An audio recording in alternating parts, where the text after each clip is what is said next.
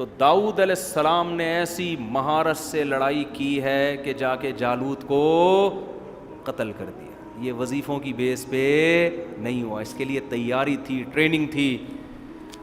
آج ہمارے ہاں بزرگی کا تصور دیکھو کیا ہے. بزرگ کی ڈیفینیشن یہ ہے کہ جو نہ چل سکتے ہوں, بیٹھ جائیں تو پولیس آ کے ان کو اٹھائے. اتنے نیک آدمی ہیں,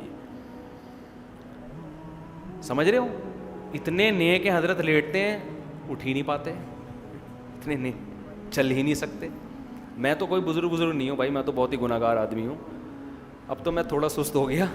مجھے یاد ہے پہلے میں وضو کرنے آتا تھا نا, 1 منٹ ہوتا تھا, تو لوگ دیکھ رہے ہوتے امام صاحب مارکیٹ سے شارٹ ہیں. اچانک میں مصلی پہ ہوتا تھا نا, تو لوگ کہتے ہیں کس ٹائپ کا امام ہے یار. لوگوں کے ذہن میں امام کا تصور یہ تھا, خرامہ اپنے گھر کی سیڑھیوں سے چلتے ہوئے آ رہے ہوں, 4 آدمی حضرت کو دھکا دے کے چلا رہے ہوں, ایک نے حضرت کا ناڑا اٹھایا ہوا ہو, دوسرے حضرت نے پائنچے اٹھائے ہوئے ہوں, ٹھیک ہے نا, اور پھر ایسے آئیں. اور عجیب سا ایک ہمارے ہاں جو پیر ہوتے ہیں نا, جاہل پیر, پیروں کی 2 قسمیں, ایک صحیح پیر بھی ہوتے ہیں اور ایک 2 نمبر پیر. 2 نمبر پیروں کو آپ جا کے ذرا دیکھو, کھا کے توندیں نکلی ہوئی ہیں. ایک توند قدرت کی طرف سے ہوتی. میں بار بار کہتا ہوں, کسی کا موٹا پیٹ دیکھ کر اس سے بدگمان ہونا جائز نہیں ہے, یہ نیچرل بھی ہوتا ہے. میں نے بڑے بڑے علماء دیکھے ہیں, بہت کم خوراک ہے لیکن ان کا پیٹ بہت نکلا ہوا ہے, یہ قدرت کی طرف سے ہے. یہ بات صحابہ میں بھی تھا, تابعین میں بھی تھا, محدثین میں بھی تھا, آج بھی ہے. ڈائٹنگ کرتے ہیں, کم کھاتے ہیں, لیکن یہ قدرت نے ان کو وزن زیادہ دیا ہے. لیکن ایک توند وہ ہوتی ہے جو پھوڑ کے نکلتی ہے.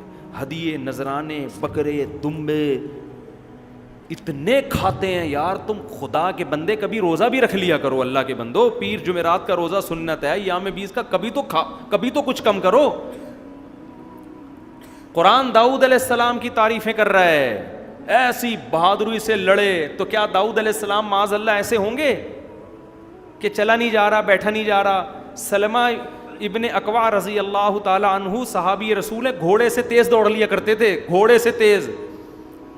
اور آج ہمارے ہاں مذہب کا تصور کیا بن چکا ہے, جتنا بڑا پوستی سست ہوگا اتنا نیک ہوگا. دم کرا رہے ہوں گے لوگ اس سے,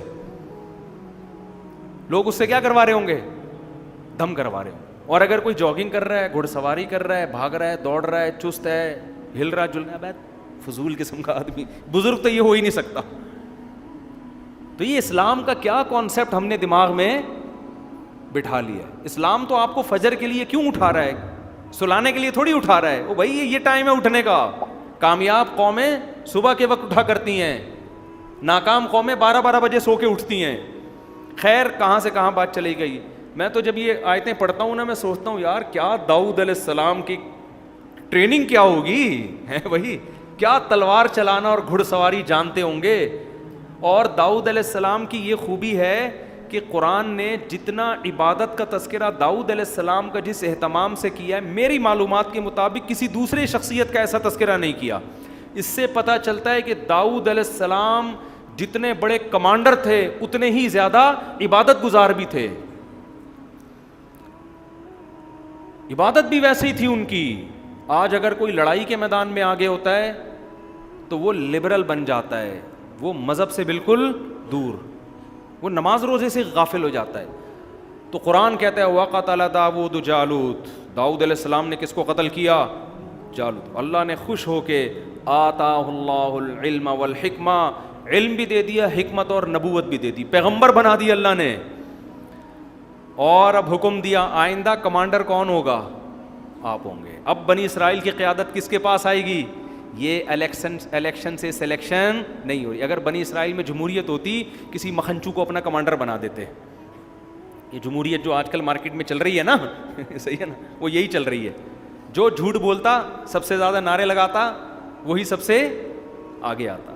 تو اللہ کی طرف سے سلیکشن تھی, داؤد علیہ السلام کو کمانڈر بنا دیا, خلیفہ بنا دیا گیا. اور داؤد علیہ السلام کو حکم دیا گیا کہ اب یہ قوم فتح ہو گئی ہے, اب آپ نے دین کا جھنڈا پوری دنیا میں نافذ کرنا ہے, اب آپ جہاد کریں گے.